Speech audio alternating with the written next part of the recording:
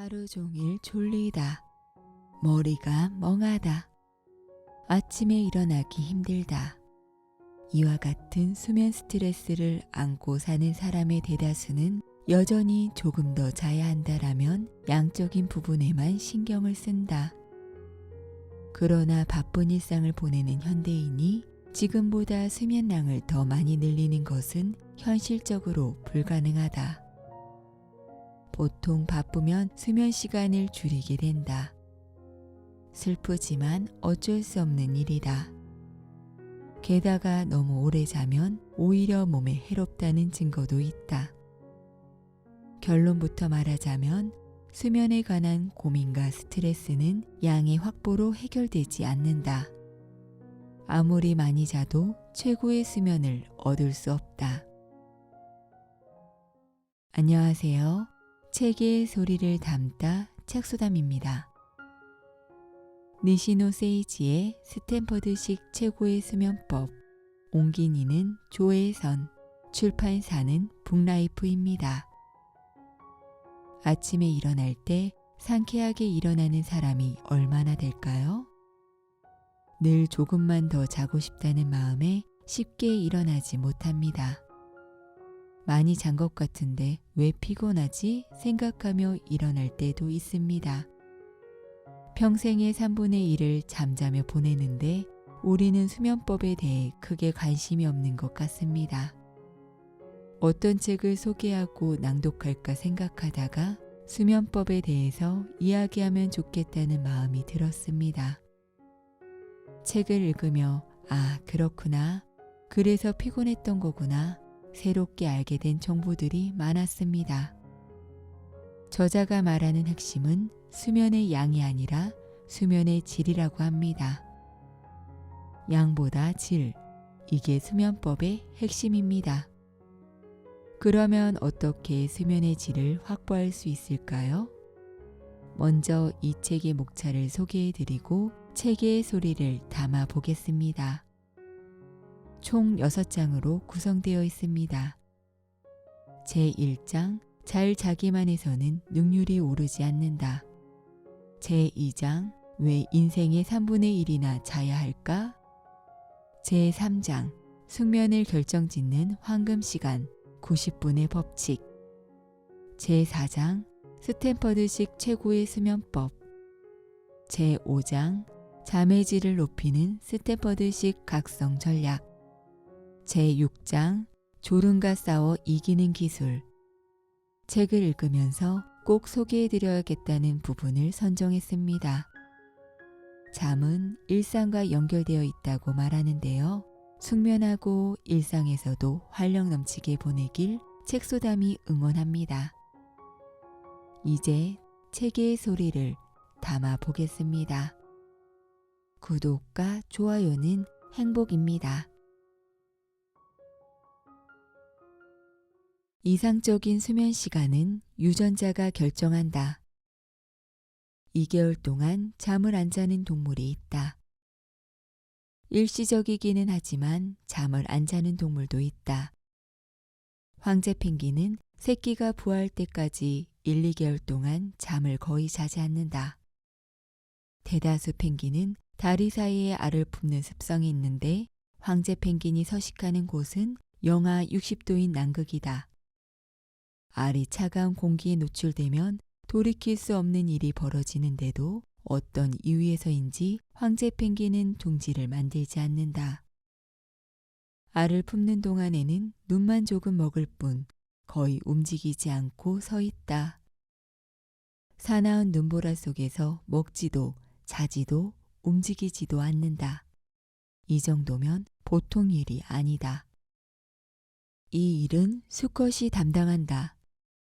암컷은 알을 낳으면 바로 수컷에게 맡기고 먹이를 찾으러 바다로 떠난다. 같은 펭귄이라도 아델리 펭귄은 여름철 둥지를 만들고 알은 부부가 교대로 품는다. 킹 펭귄, 케이프 펭귄도 부부가 돌아가며 알을 품는다. 잠을 안 자는 시기의 황제 펭귄은 깨어있지만 자는 듯한 상태에 가깝다. 에너지 소비를 최대한 줄이고 자신과 아래 생명 유지에만 전념한다. 아프리카에 사는 물소모리 가운데도 발전기에 몇 주간이나 잠을 자지 않는 종이 있다. 펭귄이나 물소 모두 1년 내내 깨어있는 것은 아니며 자신의 의지로 결정할 일도 아니다. 그저 생물종으로 생명의 리듬에 지배당하는 것이다. 잠을 안 자면 어떻게 될까? 인간은 어떨까? 의식적으로 잠을 자지 않고 버틸 수 있을까? 이에 관한 디멘트 교수의 흥미로운 실험 기록이 있다. 1965년 그는 미국 남자 고등학생이 기네스 수면 기록에 도전한다라는 내용의 지역 신문 기사를 보고 연구를 위해 관찰을 신청했다. 실험 기록을 읽어보면 교수들은 도전자가 졸려할 때마다 흔들거나 말을 걸었고 나중에는 농구까지 시키는 등 잠들지 않도록 다양한 방법을 시도했다고 한다. 그 결과 미세수면이 몇 초 나타나기는 했지만 도전자는 무려 11일 동안이나 잠을 자지 않았다. 기존의 기네스 기록은 측정 방법에도 의심스러운 부분이 있었는데 이 실험은 디멘트 교수가 뇌파계로도 측정했으므로 기록을 의심할 여지가 없었다. 교수가 남긴 상세한 기록에 따르면 도전이 후반에 접어들수록 도전자는 혀가 꼬여 틀리게 말하는 일도 늘고 사소한 일도 짜증을 냈다. 환청이나 피해 만상도 다소 나타났다. 심하게 졸릴 때는 단순한 덧셈도 틀렸다. 하지만 졸리지 않을 때는 컨디션에 거의 문제가 없어서 교수와 붙은 농구 시합에서 이겼고 실험이 끝난 다음 날에는 14시간 40분 동안 자고 평소처럼 일어났다. 그러나 실험의 결과가 결코 인간은 11일 정도 안 자고 버틸 수 있다라는 주장의 근거가 될 수는 없다. 졸릴 때 물을 끼얹거나 고통을 주는 수면 바탈은 예전부터 있던 고문 방법이다. 나치 독일이나 문화대혁명 시대의 중국에서도 행해졌으며 고문을 받는 사람은 환각이나 망각 증세를 보이는 등 정신의 이상을 일으켰다는 기록이 무수히 많다. 그렇다면 미국의 고등학생 도전자는 어떻게 잠을 안 자고 버틸 수 있었을까? 체질적인 문제로 보이지만 정확히 어떤 체질인지는 아직 과학적으로 밝혀내지 못했다. 1950년대에 출발한 수면의학이라는 새로운 학문에는 풀어야 할 미지의 영역이 아직 많이 남아있다. 나폴레옹처럼 3시간만 자도 괜찮을까? 많은 일본인이 수면 부채를 안고 살아가지만 당연히 예외도 존재한다. 경영자, 연예인, 정치가 등 수면 박탈까지는 아니더라도 단시간 수면만으로 활력을 유지하는 사람은 많다. 스탠퍼드에도 잠을 못 자도 괜찮다고 말하는 교수가 있어서 실제로 뇌파계와 활동계를 붙이고 측정해 보니 교수는 정말 매일 4시간씩만 잤다. 그런데도 매우 건강하고 연구에 아무런 지장도 없었다.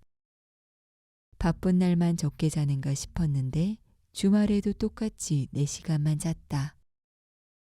이것이 그의 수면 리듬이기 때문이다. 단시간 수면자를 연구하기 위해 몇십 년 동안 6시간 미만으로 수면에 취했는데도 건강한 미국인 부모와 자녀를 조사한 적이 있다. 그 결과 해당 가족의 유전자 중에서 생체 리듬에 관여하는 생체시계 유전자의 변이가 일어났다는 사실을 발견했다.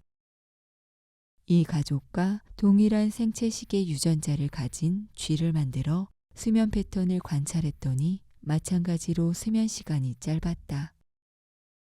일반적으로 쥐든 인간이든 잠을 못 자는 상태가 계속되면 수면 부채가 축적되므로 그 다음에는 숙면을 취하는 시간이 늘어난다. 밤샘 근무를 마치고 나서 때려도 일어나지 않을 정도로 숙면에 빠져든 적이 있을 것이다. 이처럼 단시간 수면 이후에 찾아오는 깊은 잠을 리바인드 슬립이라고 하는데 생체식의 유전자의 변이가 일어나는 쥐는 잠을 못 자는 상태가 이어져도 숙면하는 시간은 늘지 않았다. 한마디로 잠을 안 자도 끄떡없는 쥐였다. 유전적으로 변이를 일으킨 동물은 수면 욕구가 약해져 단시간 수면에도 견딜 수 있다. 이에 단시간 수면은 유전이다라는 결론을 내리고 2009년에 사이언스의 연구 결과를 발표했다. 단시간 수면을 이야기할 때 프랑스 혁명에서 활약한 나폴레옹 보나파트르가 자주 등장한다. 일설에 따르면 나폴레옹은 하루 3시간 정도만 잤다고 한다. 앞서 언급한 황제 펭귄도 그렇고 황제라는 이름이 붙으면 수면 부족에 강해지나 보다. 다만 위협을 달성한 나폴레옹은 정신을 본받아도 좋지만 수면 방식까지 따라했다가는 몸도 마음도 너덜너덜해지기 십상이다. 나폴레옹의 아이는 나폴레옹, 단시간 수면자는 유전이다. 실컷 자고 싶다. 뇌에서 보내는 구조 요청 신호. 여러분의 부모와 형제 자매는 어떤가? 단시간 수면을 취하고도 건강한 체질인가? 여러분은 매일 4~5시간만 자고도 건강하게 잘 지내는가? 머리가 맑고 반응도 민첩한가? 만약 그렇다면 억지로 많이 잘 필요는 없다. 단시간 수면 유전자를 가졌을 가능성이 높기 때문이다. 그러나 계속되는 단시간 수면이 힘든 사람은 유전적으로 단시간 수면자가 아니다. 아, 매일 잠이 부족해. 주말에는 실컷 자야지 라는 기분이 든다면 뇌에서 구조 요청 신호를 보내는 중이기 때문이다. 수면 부채가 눈덩이처럼 불어나고 있을지도 모른다. 대부분 사람에게는 단시간 수면 유전자가 없다. 그런 사람이 단시간 수면을 목표로 삼는다면 크게 잘못된 선택이다. 한간에는 단시간 수면법 같은 방법을 주장하는 사람도 있지만 과학적 근거도 없을 뿐더러 건강을 해치거나 능률을 떨어뜨리는 등 손해가 너무 크다. 인간 가운데는 우사인 볼트처럼 100m를 9.58초에 질주하는 사람이 있다. 그렇다고 해서 나 역시 같은 인간이니까 100m 달리기에서 10초 안에 들어오는 것도 꿈 같은 일은 아니다라며 각오를 다지는 행동은 지나치게 무모하다. 수면도 마찬가지로 예외적 유전자를 가진 사람을 따라해서는 의미가 없다. 잠에 빛을 지면 수명이 단축된다. 수면 부채는 뇌와 몸에 해를 입힌다. 2002년에 캘리포니아 대학교 샌디에이고 캠퍼스의 데니얼 F. 크리케 교수 연구팀이 미국 암협회와 협력해 실시한 100만 명 규모의 조사에서 미국인의 평균 수면 시간은 7.5시간으로 나타났다. 6년 후 동일한 10만 명을 추적 조사한 결과 평균치에 가까운 7시간을 자는 사람들의 사망률이 가장 낮았다. 이들보다 적게 자는 단시간 수면인 사람이나 반대로 오래 자는 장시간 수면인 사람은 6년 후 사망률이 1.3배 높다는 결과가 나왔다.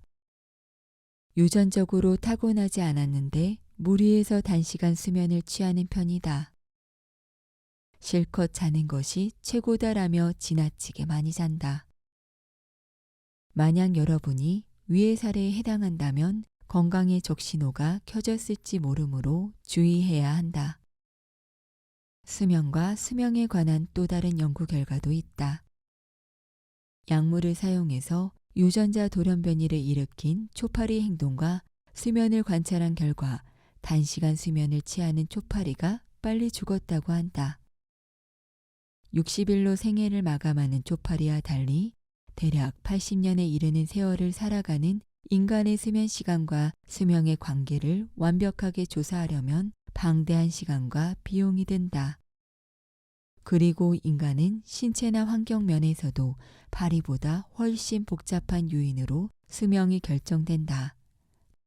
따라서 초파리와 같은 수준으로 데이터를 측정하기는 어렵지만 전체적인 추세로 보면 역시 단시간 수면을 취하는 사람은 단명한다고 말할 수 있다. 황금 시간 90분으로 최고의 뇌와 몸을 만들자. 맨 처음 90분을 깊게. 뛰어난 사람은 당연히 바쁘다. 그렇기에 수면 시간을 제대로 확보하기도 어렵다. 그러므로 나는 수면의 질을 최대한 높이 끌어올리는 방법을 제안하려고 한다. 사람은 잠들고 나서 눈 뜰 때까지 계속 똑같은 형태로 수면을 취하지 않는다. 수면에는 렘수면과 론렘 수면이 있는데 자는 동안 두 종류의 수면이 반복된다. 잠이 들면 곧바로 론렘 수면이 찾아온다. 특히 맨 처음 90분을 차지하는 론렘 수면은 수면 주기 전체에서 가장 깊은 잠이다. 사람을 이 단계에서 깨우기는 매우 어렵고 억지로 깨우면 일어나서도 머리가 개운하지 않다. 뇌파를 측정하면 비활성 상태를 나타내는 크고 서행하는 듯한 느린 파형이 나타나므로 서파수면이라고도 부른다. 입면 직후 약 90분 뒤에는 첫 번째 렘수면이 찾아온다. 눈꺼풀 아래에서 안구가 재빠르게 움직이는 급속 안구 운동이 나타나며 렘수면 동안에는 꽤 현실적인 꿈을 꾸기도 한다. 이때는 의식이 없으나 비교적 간단하게 깨울 수 있다. 참고로 렘이란 급속 안구 운동의 약자이다. 논렘 수면과 렘 수면은 날이 밝을 때까지 4에서 5회 반복해서 나타나며 보통 날이 밝아올수록 렘 수면의 출현 시간이 길어진다. 날이 밝은 무렵 얕고 긴 렘 수면이 찾아올 때 눈을 뜨면 자연스럽게 일어날 수 있다. 론렘 수면은 입면 직후에 가장 깊고 반대로 아침이 다가올수록 얕아지며 지속 시간도 짧아진다. 수면을 관리할 때는 첫 번째 론렘 수면 단계에서 깊이 자려면 어떻게 해야 좋을지를 고민해야 한다. 수면을 관리할 때는 첫 번째 론렘 수면 단계에서 깊이 자려면 어떻게 해야 좋을지를 고민해야 한다. 이 단계에 깊이 잘 수 있다면 뒤따라오는 수면 리듬도 제자리를 찾아 자율신경이나 호르몬도 원활하게 기능하므로 다음날 일의 능률도 올라간다. 이처럼 입면 직후 90분 동안 이어지는 가장 깊은 잠이 최고의 수면으로 가는 열쇠를 쥐고 있다. 잠든 직후에 생성되는 최강 호르몬. 잠든 직후 90분을 수면의 골드타임이라고 부르는데 이 시간은 말 그대로 황금이라 할 만하다. 성장 호르몬은 첫 번째 론렘 수면이 찾아올 때 가장 많이 분비된다. 가장 깊게 자야 할 첫 번째 론렘 수면의 질이 떨어지거나 외부의 방해를 받으면 성장 호르몬은 제대로 분비되지 않는다. 성장 호르몬은 아이의 성장에만 관여하는 호르몬이 아니다. 성인의 세포 증식을 돕거나 정상적인 신진대사를 촉진하는 작용도 한다. 노화 방지에 효과가 있다는 사실 역시 널리 알려져 있다. 또 장시간 깨어 있으면 자고 싶다라는 수면 욕구, 즉 수면 압력이 커지는데 첫 번째 론렘 수면에서 수면 압력의 대부분이 해소된다. 황금 시간 90분의 질을 높이면 개운한 아침을 맞이할 수 있다. 그리고 낮 시간의 졸음도 사라진다. 더 나아가 푹 잤는데 피로가 풀리지 않는 일도 없어진다. 자세한 내용은 2장에서 얘기하겠지만 가령 4시간만 잤다고 해도 맨 처음 90분 동안 수면의 질이 좋으면 4시간의 질을 극대화할 수 있다. 수면 스위치는 체온과 뇌에 있다. 이렇게 하면 눕자마자 깊이 잠들 수 있다. 이처럼 수면은 시작이 중요하지만 실제로는 많은 사람이 쉽게 잠들지 못해 괴로워한다. 매일 같은 시간 잠자리에 들면 하루 주기 리듬과 조화를 이루어 쉽게 잠들 수 있으므로 숙면을 취하는데 효과적이다. 규칙적인 생활이 가능한 사람이라면 취침 시간과 기상 시간을 고정하자. 특히 취침 시간을 고정해야 한다. 이는 탁월한 인지행동 치료법 가운데 하나다. 하지만 규칙적인 생활이 불가능한 사람도 있고 평소에는 규칙적으로 살지만 내일은 출장 때문에 4시에 일어나야 하니 지금 바로 자고 싶다라는 날도 있게 마련이다. 90분만 자고 일어나서 자료를 정리해야 하는 밤에도 1시라도 빨리 자지 않으면 시간은 지나가 버린다. 여기에서는 어린아이처럼 눕자마자 잠들도록 도와주는 2개의 스위치를 소개하려 한다. 그 스위치란 바로 체온과 뇌다. 체온과 뇌라는 스위치를 누르면 우리의 몸과 머리는 수면 모드로 전환되어 수면의 질이 놀라울 정도로 달라진다. 순조롭게 잠의 세계로 들어가는 문에 도달해 더 깊이 잠든다. 조금밖에 못 자더라도 수면의 질을 최대로 끌어올릴 수 있다. 중간에 잠에서 깰 걱정도 줄어든다. 다음날 머리가 맑고 일의 능률이 향상된다. 즉 체온과 뇌는 인면을 도울 뿐 아니라 수면의 양이 많든 적든 확실하게 수면의 질을 높여주므로 그 무엇보다 든든한 아군이 되어준다. 갓난아이도 아는 체온의 스위치. 수면의 질이 좋으면 우선 체온이 내려간다. 그러므로 수면을 이야기할 때 체온 저하에 관한 설명은 빼놓을 수 없다. 인간의 체온은 잘 때보다 깨어있을 때 높다. 잘 때는 체온을 낮춰서 장기, 근육, 뇌를 쉬게 하고 깨어있을 때는 체온을 높여서 신체 활동을 유지한다. 이러한 체온 변화는 피부 표면이 아니라 신체 내부의 온도를 의미하는 심부 체온에 관한 설명이다. 체온은 근육과 내장에서 일어나는 열 생산과 손발에서 일어나는 열 발산으로 조절이 이루어진다. 심부 체온은 낮에 높고 밤에 낮은데 반대로 손발의 온도는 낮에 낮고 밤에 높다. 깨어있을 때는 보통 심부 체온이 피부 온도보다 2도 정도 높다. 피부 온도가 34.5도인 사람이라면 깨어있을 때의 심부 체온은 36.5도라는 의미다. 건강한 사람이라면 잠들기 전에 손발이 따뜻해진다. 피부 온도가 오르면 열을 발산해 심부 체온을 떨어뜨린다. 이때 피부 온도와 심부 체온의 차이는 2도씨 이하로 줄어든다. 즉, 순조롭게 잠에 빠졌을 때는 심부 체온과 피부 온도의 차이가 줄어든다는 사실을 꼭 기억하자. 피부 온도가 34.5도인 사람이라면 잠잘 때 심부 체온이 36.5도씨에서 36.2도씨 정도로 떨어질 것이다. 갓난아이가 졸려서 칭얼거릴 때 살펴보면 뺨이 붓고 손발에 열이 오른다. 잠들 때는 먼저 손발에서 열 발산이 일어나고 이어서 심부 체온이 변화한다. 체온이 순조롭게 변화하도록 도우면 쉽게 잠들 수 있다. 이는 사람을 대상으로 한 실험을 통해서도 입증된 사실이다. 잠들 때에는 심부 체온을 낮추고 피부 온도를 높여 차이를 좁히자.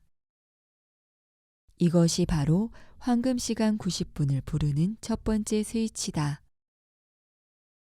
머리를 수면 모드로 전환하는 뇌의 스위치. 3장 서두에서 이야기한 오페라 가수의 일화에서 갈채와 환호에 둘러싸인 뇌와 몸은 극도로 흥분한 상태라고 적었다. 직장인의 뇌도 긴 시간 동안 흥분과 긴장 상태에 놓여 있다. 업무 스트레스와 육체적 피로는 뇌를 항상 활동 모드로 만들기 때문이다. 업무 이외에도 운동, 식사, 스마트폰, 컴퓨터 등 뇌의 수면을 방해하는 걸림돌은 무수히 많다. 어찌 보면 직장인뿐 아니라 현대의 뇌는 모두 24시간 내내 흥분 상태라고 봐도 좋을 정도다. 뇌가 흥분하면 체온도 잘 떨어지지 않는다. 불면증은 여러 가지 원인으로 발생하지만 이른바 원발성 불면증은 불안정한 체온 하강과 심부 체온의 상승이 지속되는 과도한 각성 상태가 원인이라는 가설도 최근 주목받고 있다. 그러니 보드카보다 더 일반적으로 효과가 있는 뇌의 스위치를 알아두자. 뇌의 스위치를 적절히 다룰 줄 알면 잠든 직후에 찾아오는 혼란을 막을 수 있다. 밝은 방과 어둡고 차분한 방 중에서 더 잠이 잘 오고 푹 잘 수 있는 방은 어느 쪽일까? 대답은 분명 후자로 몰릴 것이다. 어둡고 차분한 방에서 잠들기 위해 침실로 이어지는 각 방과 복도의 전등을 순서대로 끄는 장면을 그려보자. 뇌의 스위치를 끄는 이미지도 이와 비슷하다. 그럼 지금부터 스탠퍼드에서 수면 연구로 얻은 지식을 총동원해 만든 실용적인 수면 전략을 향해 떠나볼까 한다. 잠시 미뤄둔 최고의 수면 곁으로 다시 한번 가까이 다가가 보자. 체온을 높이는 3개의 스위치. 1. 목욕은 취침 90분 전에. 잠자리에 들기 전에 의도적으로 피부 온도를 높여서 심부 체온을 낮추자. 체온을 높이고 낮추는 과정은 수면의 질을 위해 반드시 거쳐야 한다. 심부 체온에 영향을 미치는 특정 행동을 이용하면 피부 온도와 심부 체온의 차이를 더 좁힐 수 있다. 가장 좋은 방법은 목욕이다. 피부 온도는 쉽게 변화한다. 차가운 물에 손을 적시면 손이 차가워지고 따뜻한 물에 담그거나 난로 가까이 대면 금방 따뜻해진다. 하지만 41도인 물에 들어간다고 해서 피부 온도나 심부 체온이 41도로 오르지는 않는다. 그러면 병에 걸리고 만다. 항상성을 유지하는 인간의 몸은 따뜻한 물에 들어가도 피부 온도는 고작 0.8에서 1.2도 정도 변한다. 몸은 근육이나 지방처럼 단열작용을 하는 조직에 감싸여 있고 심부 체온은 항상성을 유지하려는 성질이 있으므로 그리 쉽게 변하지 않는다. 하지만 입욕은 심부 체온에도 변화를 일으키는 강력한 스위치다. 잠자리에 들기 전에 가벼운 운동을 하면 체온을 올리는 데 도움이 된다. 단 과한 운동은 교감신경을 자극하므로 적합하지 않다. 게다가 피로와 통증을 동반할 수 있으므로 숙면을 취하려면 격렬한 운동을 피하는 편이 좋다. 우리가 연구한 입욕에 관한 데이터 측정 결과 40도인 물에 15분 동안 몸을 담근 후 심부 체온은 약 0.5도씩 올랐다. 이에 따르면 평상시 심부 체온이 37도라면 입욕 후에는 37.5도가 된다. 심부 체온은 오른 만큼 크게 떨어지려는 성질이 있다. 따라서 욕조에 몸을 담가 심부 체온을 의도적으로 올리면 그만큼 심부 체온이 떨어지는 폭이 커지므로 숙면에 도움이 된다. 0.1도 오른 심부 체온이 원래대로 돌아오는 데는 90분이 걸린다. 입욕 전보다 심부 체온이 낮아지는 시점은 이때부터다. 즉 잠들기 90분 전에 목욕을 마치면 그 이후 점점 심부 체온이 내려가고 피부 온도와 차이가 줄어들어 서서히 잠에 빠져들 수 있다. 바로 자야 할 때는 샤워를 하자. 밤 12시에 자고 싶다면 다음과 같은 시간표를 그려볼 수 있다. 22시 00분 따뜻한 물에 15분 동안 몸을 담근다. 피부 온도, 심부 체온이 함께 올라간다. 22시 30분 목욕을 마친 후 피부 온도는 0.8에서 1.2도, 심부 체온은 0.5도 올라간다. 땀을 내서 열을 발산하자. 24시 00분 열 발산으로 신부 체온이 원래대로 돌아갔다가 조금 더 떨어지기 시작한다. 이때에는 자리에 누워 있어야 한다. 24시 10분 잠이 든다. 피부 온도와 신부 체온의 차이는 2도 이하로 줄어든 상태다. 실제로 이렇게 딱 맞아떨어지지는 않지만 대략적인 흐름은 이렇다. 체온은 오르면 저절로 떨어지지만 열을 빠르게 발산하고 싶을 때는 선풍기도 효과적이다. 무더운 여름에는 목욕을 마치고 나서 선풍기 바람을 쐬는 사람이 많은데 열 발산을 더욱 활발히 해 본능적으로 체온을 낮추려 하기 때문이다. 다른 측면에서 보면 목욕 후에는 열을 내리기 위해 여름이든 겨울이든 땀이 난다.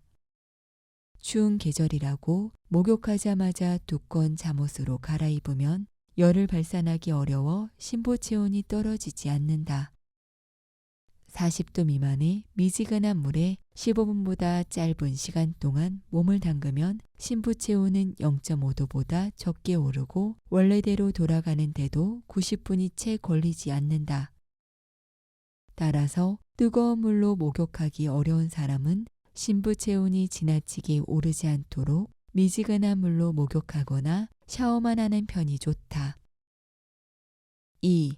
족욕의 놀라운 열 발산 능력.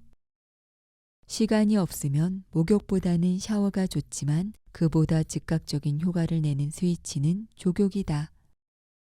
목욕을 하고 나왔을 때 너무 더우면 몸에서도 땀을 내보내 열을 식힌다.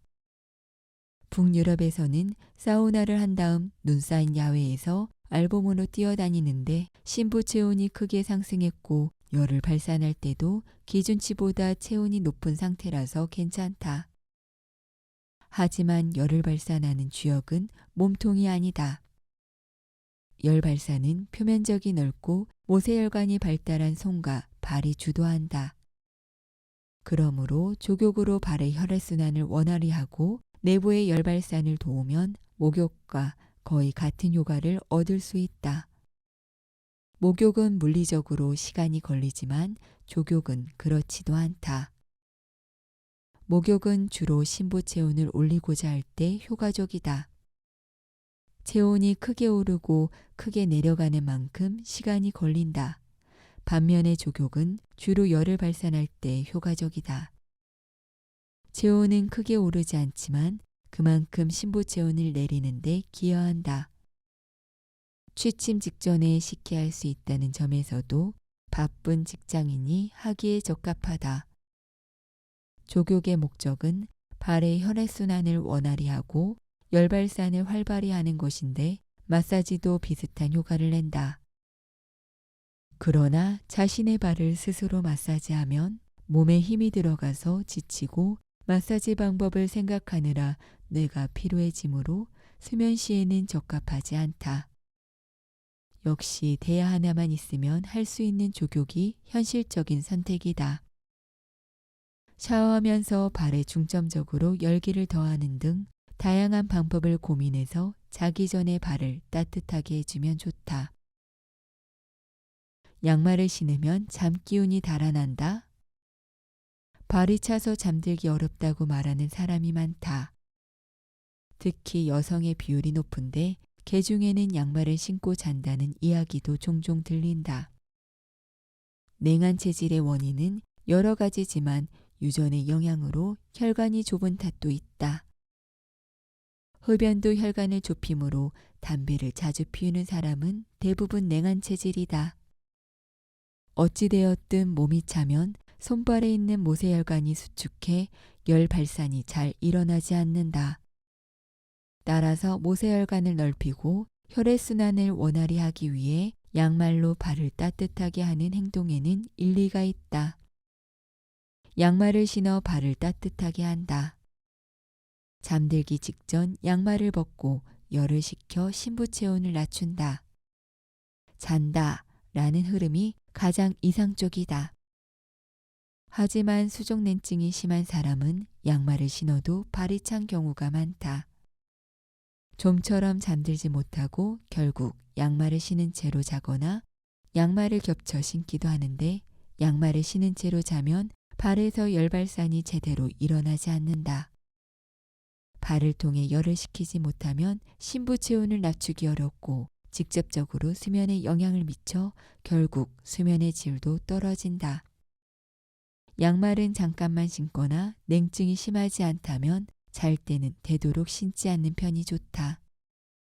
양말은 신은 채로 자면 수면에 도움이 되지 않는다.